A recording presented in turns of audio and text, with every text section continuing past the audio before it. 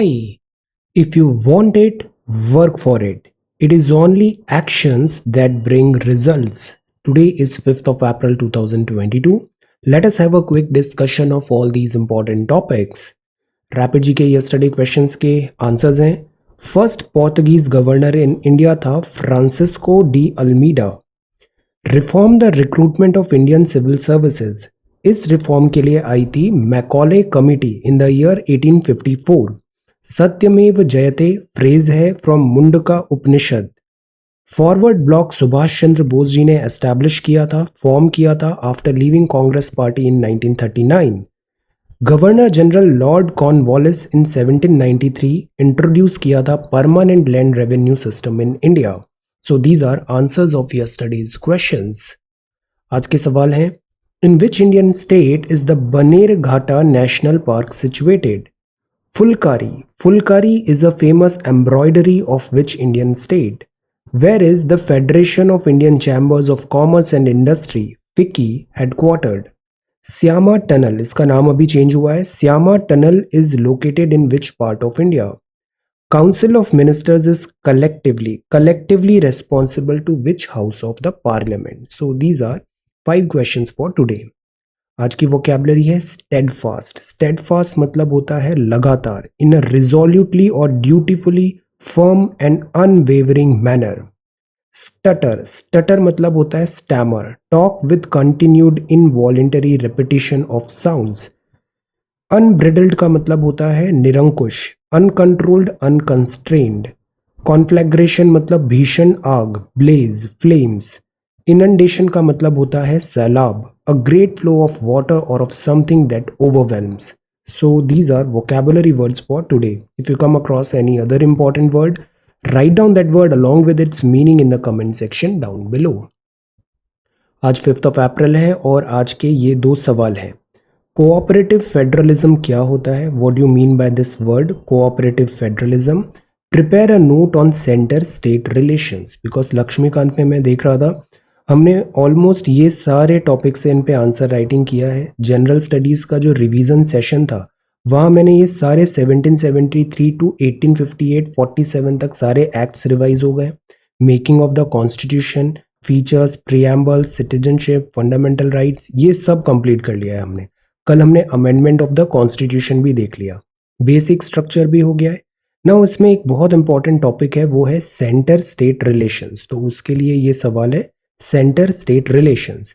Second, जो environment है उसमें आईपीसीसी की 6th assessment report is very important. इसमें हमने पहले भी आंसर राइटिंग किया था। अगर आप पुराने आंसर्स देखना चाहते हो तो इधर आप सर्च में जाया करो और सर्च में आप ऐसे सर्च करोगे तो आपको ये आंसर मिल जाएगा। सी 1 मार्च को हमने इसमें आंसर राइटिंग किया था आईपीसीसी रिपोर्ट। इसमें 42 सबमिशंस हैं, सब ने बहुत अच्छे आंसर्स लिखे हैं।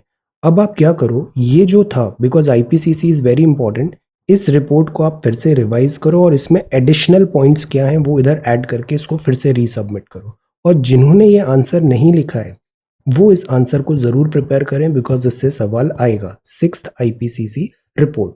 Okay, so let us come back to the Hindu newspaper, Thursday April 5th 2022। First news है वो पाकिस्तान से है। Pakistan supreme court promises a reasonable order. तो यहाँ ऐसा लीगल बैटल चल रहा है, डेमोक्रेसी स्टेक पे है। लेट अस सी क्या होता है। Opposition rejects Gotabaya offer. Sri Lanka में भी क्राइसिस चल रहा है, यहाँ इकोनॉमिक क्राइसिस चल रहा है श्रीलंका में। लोकसभा ने पास किया new criminal procedure bill, Nausi. कल ही हमने देखा है, संडे को देखा है हमने इस बिल के बारे में डिटेल्स, क्रिमिनल प्रोसीजर बिल। तो अभी ये लोकसभा से पास हुआ, राज्यसभा पास करेगा, प्रेसिडेंट के पास जाएगा। आज मॉर्निंग में हमने पढ़ा ना legislative powers of president. So president जब साइन करेंगे तब ये बिल बनता है एक्ट। तो ये बिल है क्रिमिनल प्रोसीजर आइडेंटिफिकेशन बिल। ये आइडेंटिफिकेशन ऑफ प्रिजनर्स एक्ट 1920 को रिपील हो रहा है और उसके बदले में ये नया बिल आ रहा है, नया एक्ट आ रहा है। इस एक्ट में जो बात है वो है जो क्रिमिनल्स हैं उनकी बायोमेट्रिक डेटा कलेक्ट करने का, जैसे कि physical and biological samples, retina, iris scan. तो इन सब डेटा का, because this data is very personalised, इसका मिसयूज़ नहीं हो, इस बात पे यहाँ पे थोड़े एप्रीहेंशंस है। So retina, iris scan, biological samples, physical and biological samples detained persons के यहाँ पे collect किए जाएंगे. So this is criminal procedure bill. Now this is IPCC. Energy sector needs major revamp. IPCC ने कहा. IPCC तो ये भी बोल रही है जितने कोल बेस्ड पावर प्लांट्स हैं इनको फेज आउट करो. ग्लासगो जो समिट था उसमें भी ये बात था कि कोल बेस्ड प्रोडक्शन जो है एनर्जी का वो सस्टेनेबल नहीं है. लिमिट करें ग्लोबल वार्मिंग को. ग्लोबल वार्मिंग का मेजर कॉज होता है green house gases. Green house gases में भी CO2 इमिशन. CO2 इमिशन आता है फॉसिल फ्यूल से, फॉसिल फ्यूल की बर्निंग से. तो ट्रांजिशन की बात है क्लीन एनर्जी में. फॉसिल फ्यूल का यूजेज हम कम करें. Electrification, energy efficiency, alternative fuels. Consortium of scientist ने कहा कि IPCC की रिपोर्ट है, इसको लाइटली नहीं लेना चाहिए. सो दैट इज वाई हम इस पे अगेन रिवैम्प एक अपडेटेड आंसर राइटिंग करते हैं. अपने पुराने आंसर्स लिखे हैं उसमें एडिशनल पॉइंट्स करो और इसको कंसोलिडेट कर लो बिकॉज इससे एक सवाल आना है. 6th IPCC report. Okay, so this is the front page of the Hindu. जो नेक्स्ट है, this is political proud moment. Look at this beautiful picture. Proud moment. BSF constables हैं taking a picture after the passing out parade in Bengaluru on Monday. ये है border security force. Border security force किस border पे, India की किस part of border पे deployed होती है? Answer, this is BSF. Then this is ASI wants Odisha government to tweak beautification plan around Jagannath temple. तो कंस्ट्रक्शन वर्क चल रहा है जगन्नाथ टेम्पल पुरी के आसपास, इसको ब्यूटिफिकेशन प्रोजेक्ट बोला गया है. द पॉइंट इज इसमें क्लेम्स काउंटर क्लेम्स हो रहे हैं. ASI is important body because this is again temple है, आर्कियोलॉजिकल इसका सिग्निफिकेंस है. टेम्पल आर्किटेक्चर भी हम पढ़ते हैं ना, नगारा स्टाइल, द्रविड़न स्टाइल और वेसर स्टाइल. तो आप बताओ ये जो जगन्नाथ टेम्पल जो है ये किस स्टाइल का मॉन्यूमेंट, किस स्टाइल का टेम्पल है? ये द्रविड़न है या वेसर है या नगारा स्टाइल का टेम्पल है? तो ASI ने यहाँ पे बोला सारे यहाँ प्रोसीजर्स होना चाहिए. ये होता है national monuments authority. State government have permission of National Monument Authority, nor does it have approval of the Archaeological Survey of India. Actually ये सब हमारी धरोहर है. यहाँ अगर अपन रिवैम्प भी कर रहे हैं, रीडेवलपमेंट भी कर रहे हैं, so we need prior approval and we always try कि जो इसका हेरिटेज वैल्यू है वो कॉम्प्रोमाइज नहीं हो. तो टेक्निकलिटी के लिए यहाँ पे बात है. This is game for the throne. This is Pakistan politics. Pakistan में एक गवर्नमेंट नहीं है, हमें पता है. यहाँ 4 गवर्नमेंट पैरेलल में वर्क कर रही है. एक डेमोक्रेटिकली इलेक्टेड गवर्नमेंट, एक आर्मी, दूसरा होते हैं यहाँ के रिलीजियस लीडर्स और फोर्थ होती है फॉरेन पावर्स. ये चारों का टसल चलता रहता है.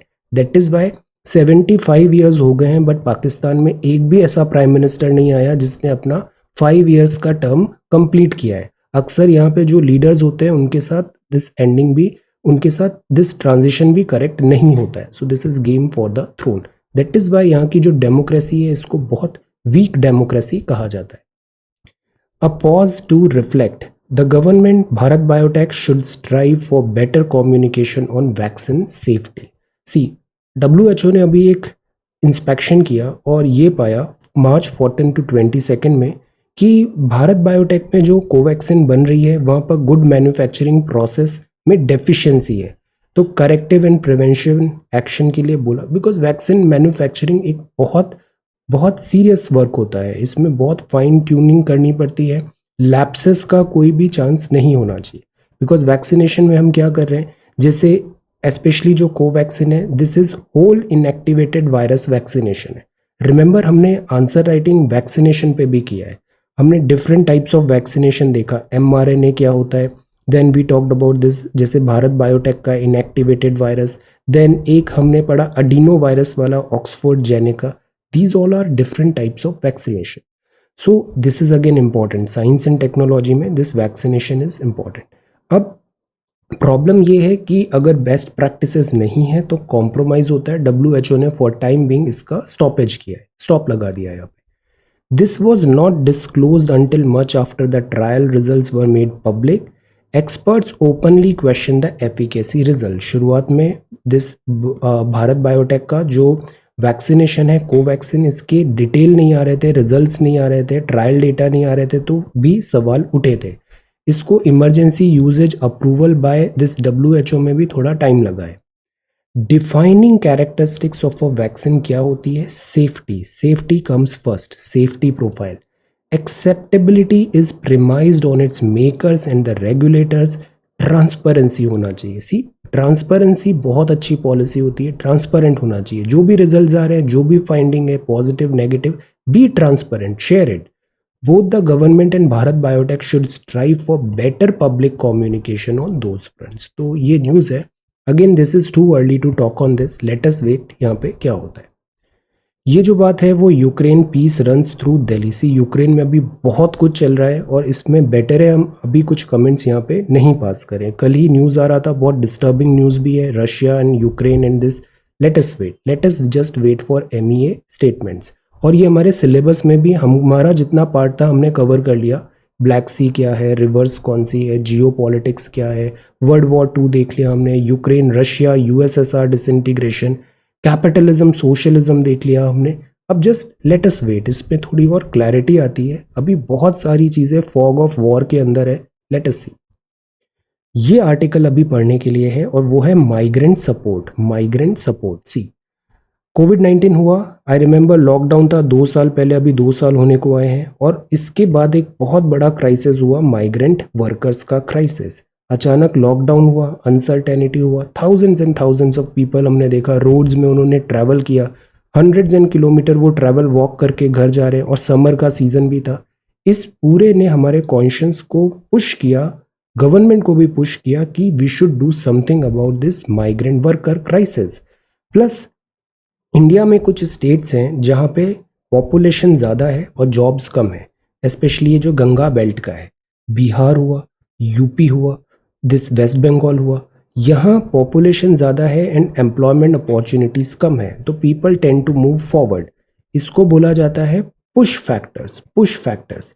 फिर एक पुल फैक्टर्स होते हैं, जैसे मुंबई हुआ, महाराष्ट्र हुआ, गुजरात हुआ, दिल्ली हुआ, बेंगलोर हुआ, यहाँ अपॉर्चुनिटीज़ ज़्यादा है, तो people go from this hinterland to these cities, और यहाँ वर्क कर रहा है pull factor, pull factor. So one is push factor, another is pull factor. इन दोनों का बैलेंस यहाँ पे चलता है।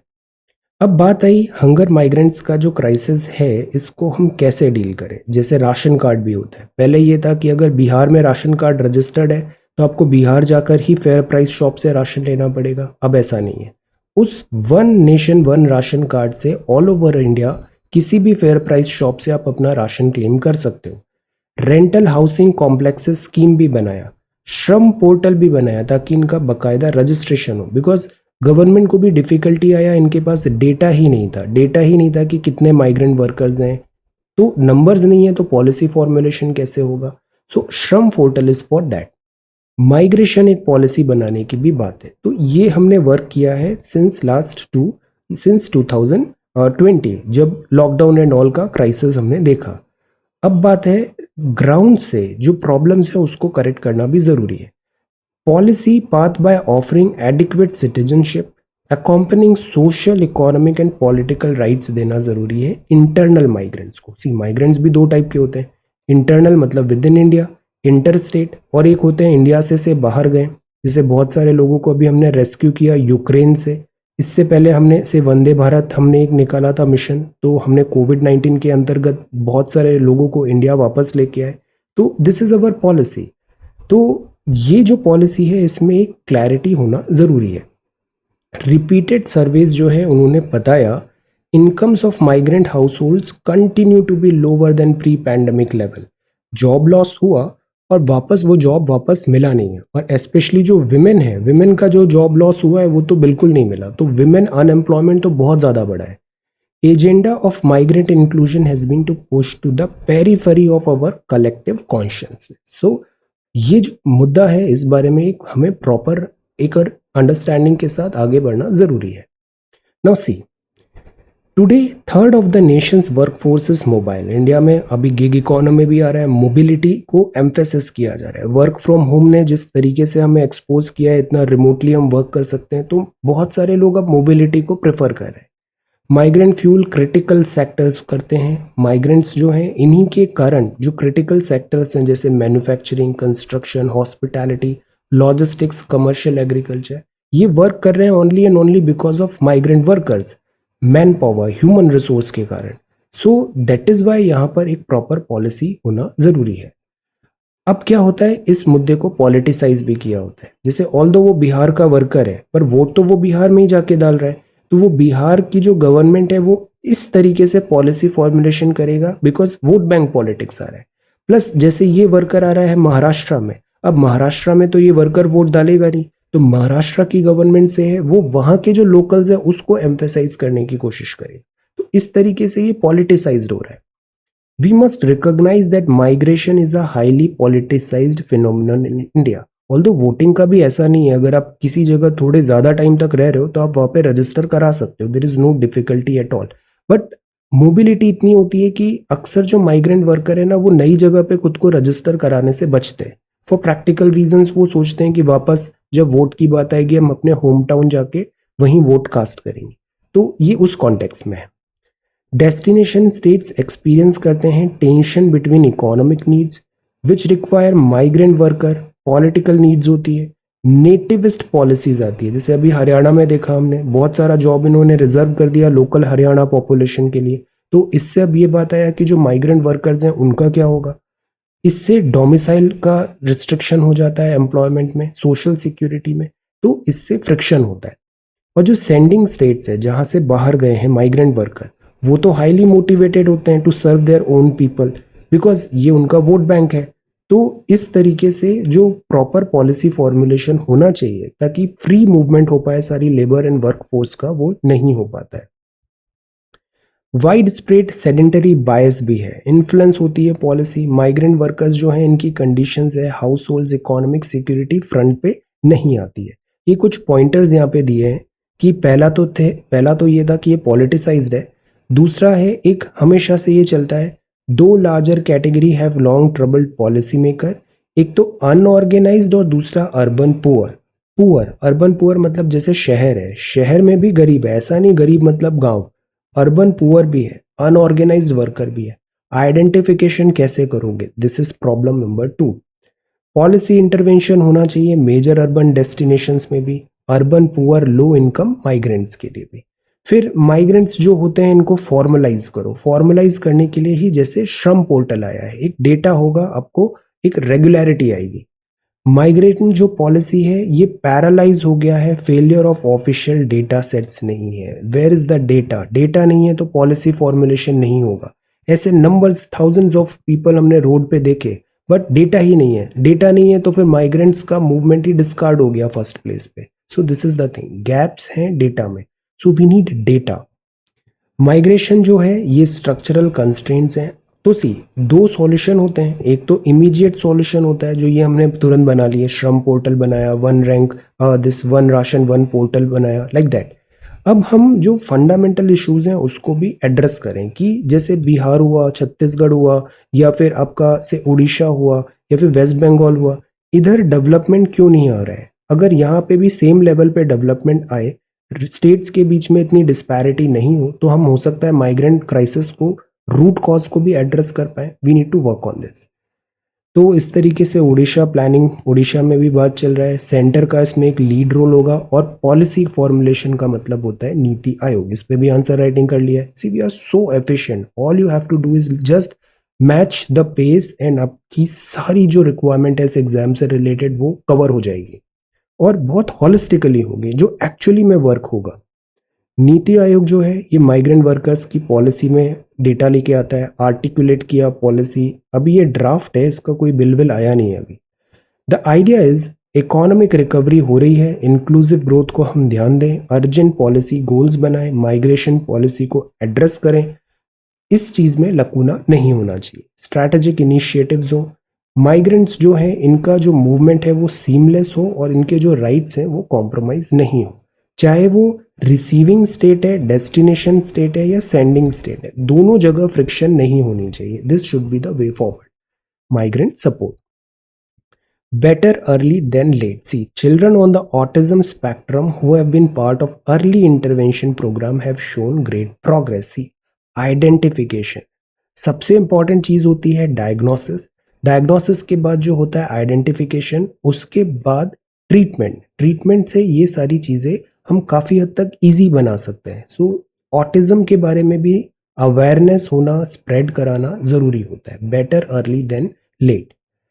Then this is Pakistan. How much Europe gas comes from Russia? तो see, Russia is पे heavily dependent है European union. Gas oil bye कर रहा है एंड इंडिया को लेक्चर देते हैं कि why you are buying this from Russia. See, share from Russia, energy mix etcetera. Now this is rally, Sensex की रैली. सेंसेक्स की रैली का क्या मतलब होता है? आज ही हमने सुबह देखा ना टेलीग्राम के क्विज में. अगर आप वो सॉल्व नहीं कर रहे हैं तो सॉल्व. 10 क्वेश्चंस हम एवरी डे कर रहे हैं टेलीग्राम पे and these are like basic questions. Basic questions मतलब देखो, एग्जाम का ये मतलब नहीं होता है कि यूपीएससी है तो मतलब बस हम हाई फाई क्वेश्चंस ही देखेंगे. नो, ये बहुत बड़ा मिथ है और बहुत रॉन्ग पॉलिसी होती है.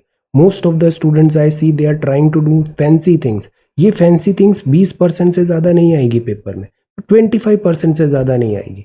75% जो होगा पेपर, चलो 33% मान लेते हैं, 66% जो पेपर होगा ना वो इजी टू मॉडरेट ही होता है. इजी टू मॉडरेट होता है. इसमें basic geography, basic history, polity, economics होता है और ये रिलायबल चीज़ होता है. ये चीज़ आपने कर लिया, आपका कैसा भी एग्जाम यूपीएससी पेपर सेट कर ले, 50% मार्क्स तो आएंगे. 50% मार्क्स आएंगे मतलब आपका कट ऑफ क्लियर होगा. And your first priority is not to score से फैंसी गोल्स कि 120 लाना है, 141. ऐसी चीज़ें नहीं होती है. These are very mature thing. Just you have to clear the cut of.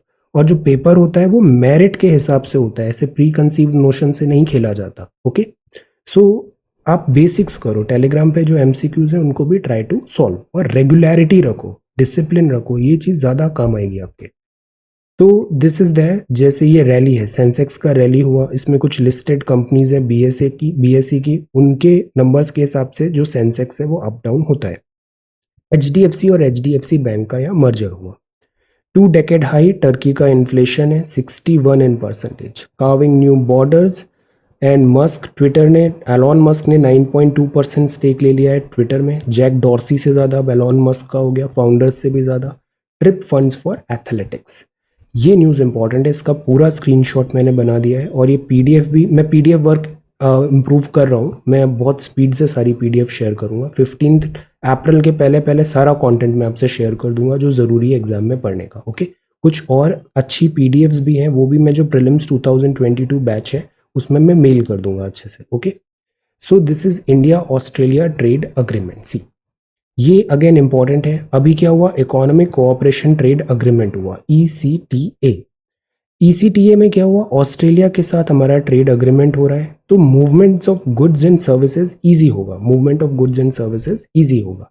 तो करंट एस्टिमेट इतने बिलियन का है. ऑस्ट्रेलिया का एक्सपोर्ट 0 ड्यूटी पे इंडियन डोमेस्टिक मार्केट में आएगा. ये सब बातें हैं. ट्रेड अग्रीमेंट का मतलब भी यही होता है कि जो बैरियर्स हैं, बैरियर्स चाहे स्ट्रक्चरल बैरियर्स हैं, मतलब नॉन टैरिफ बैरियर्स हैं या फिर टैरिफ बैरियर्स हैं, इन दोनों को दूर करना. तो देखो यहाँ पे 0 ड्यूटी पे ट्रेड यहाँ पे ट्रांसफर हो रहा है.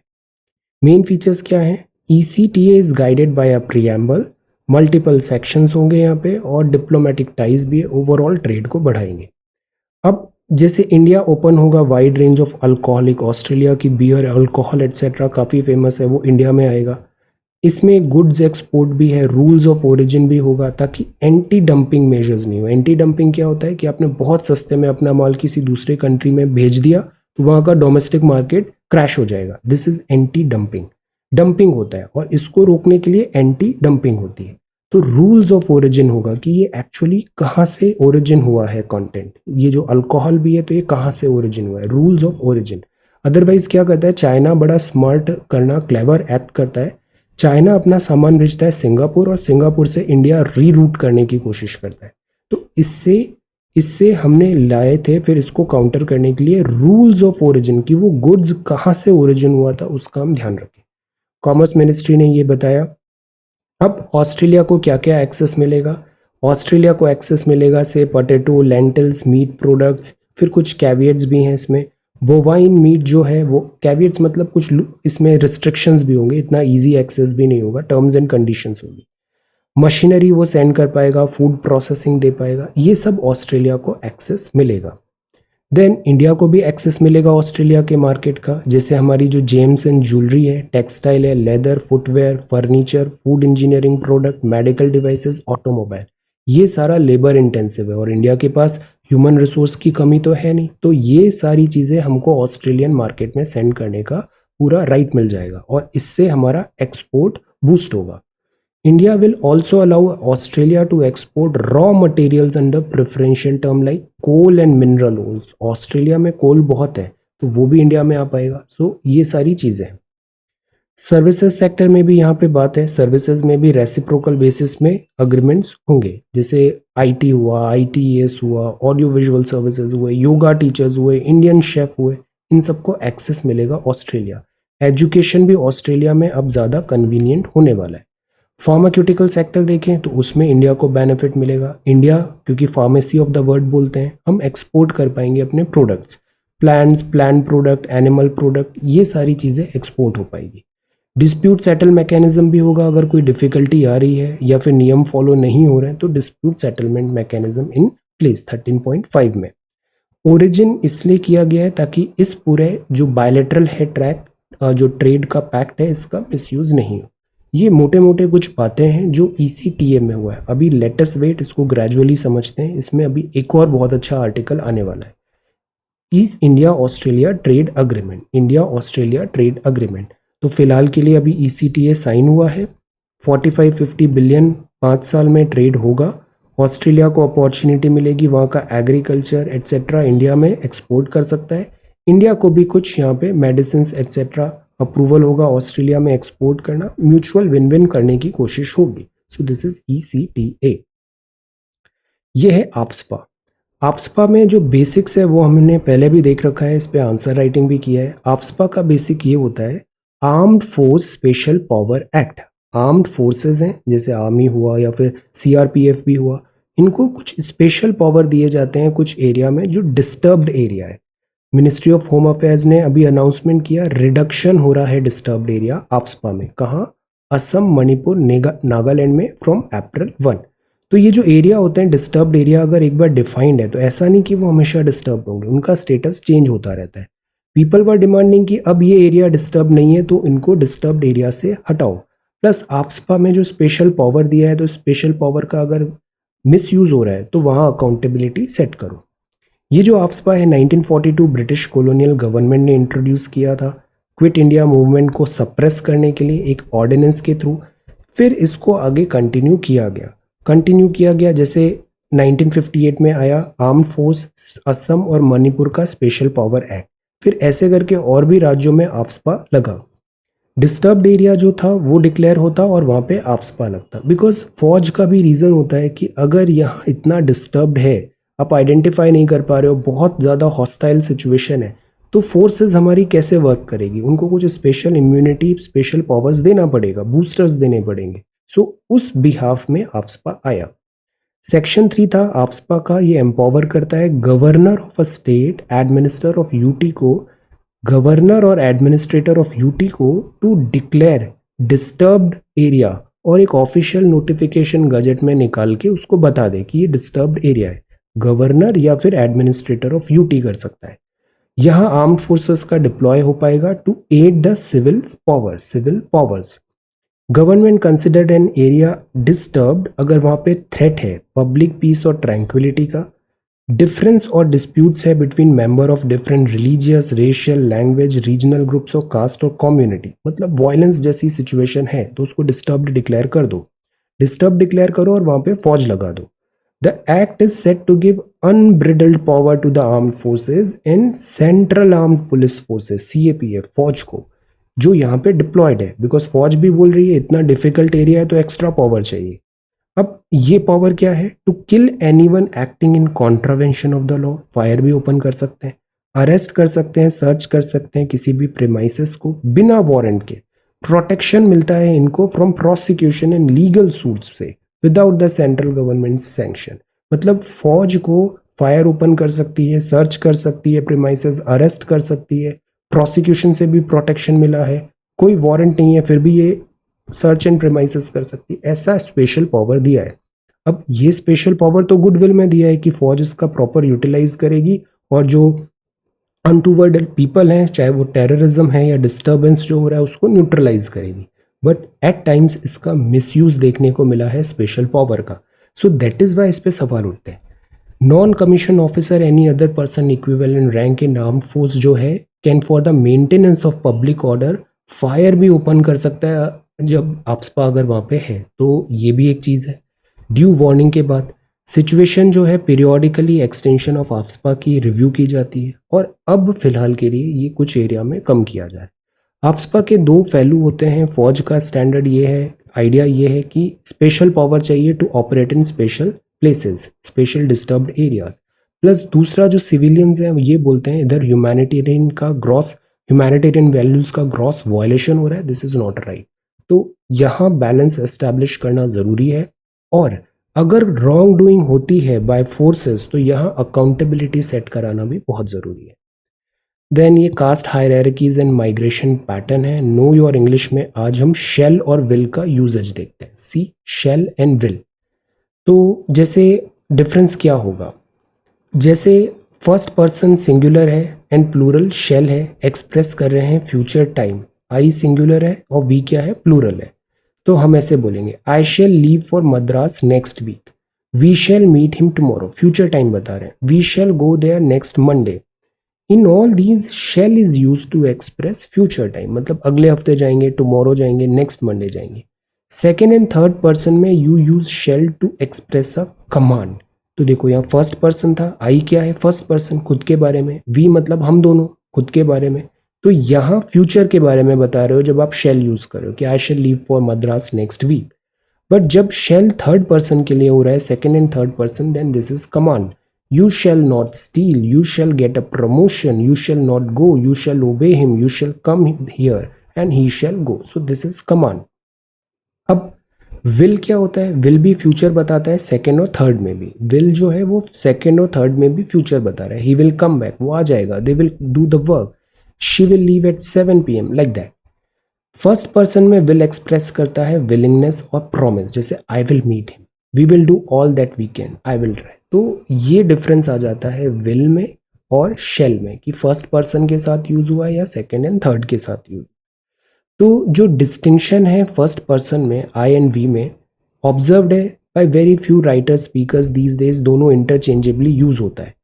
कॉन्ट्रैक्टेड फॉर्म भी हम डबल एल एस लगा देते हैं कॉमा के बाद, ये भी फ्रिक्वेंटली यूज होता है। ओके, अब जो नेक्स्ट है वो है collect things, collect and call for fetch. तो कलेक्ट करना, चीज़ों को कलेक्ट करना। Sir we collect things, do we collect people also?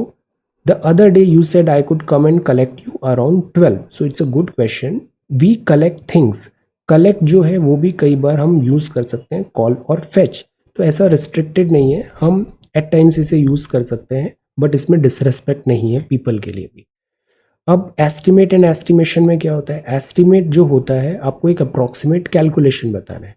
Estimation में मतलब होता है जजमेंट और ओपिनियन, जैसे इन माई एस्टिमेशन, मेरे जजमेंट के हिसाब से it is of no use, in my opinion it is of no use, he has fallen in my estimation. So this is judgement और ओपिनियन। ओके, और एस्टिमेट कितना हुआ है, तो ये एक अप्रॉक्सीमेट कैलकुलेशन होगा। जब हम ऐसे लिखते हैं मतलब we are sleeping. So this is English. और नेक्स्ट जो है, this is no need for laws to enforce duties on citizens. जो फंडामेंटल ड्यूटीज हैं ये बाइंडिंग नहीं है, एनफोर्सिएबल नहीं है। तो ये के वेणुगोपाल साहब हैं, अटॉर्नी जनरल हैं। आर्टिकल 51A में the department of justice website shows the tremendous amount of work which has been done for the purpose of sensitising people, citizen and the students about 51A। तो duties पता है ऐसा होना चाहिए जो खुद अपने को फील होना चाहिए। यू शुड लाइक खुद से फील होना चाहिए कि ये हमारी ड्यूटी है टुवर्ड्स अवर कंट्री और ये हमें करना है। इट इज़ नॉट लाइक कि हम उसको प्रेशराइज करें कि this is your duty for the country and you have to do this. तो ये 51A फंडामेंटल ड्यूटीज के लिए के वेणुगोपाल साहब ने बताया, आप अटॉर्नी जनरल हैं। देन यूक्रेन क्राइसिस है और जो स्टूडेंट्स हैं उनका क्या होगा, Indian banks association. Consensus emerging on privacy and regulation, ये विनय क्वात्रा साहब हैं। Vinay Mohan Kwatra will be the new foreign secretary, serving ambassador हैं नेपाल के। फ्रेश कोविड-19 केसेस ड्रॉप बिलो 1000, आईपीसीसी की रिपोर्ट है। सी कोल बेस्ड यूनिट बहुत पॉल्यूटिंग होती है। बायोलॉजिकल ई एक vaccination, mRNA vaccination technology WHO से मिलेगी, एमआरएनए। इस पे आंसर राइटिंग हमने किया था। Then world population is breathing polluted air, WHO ने कहा।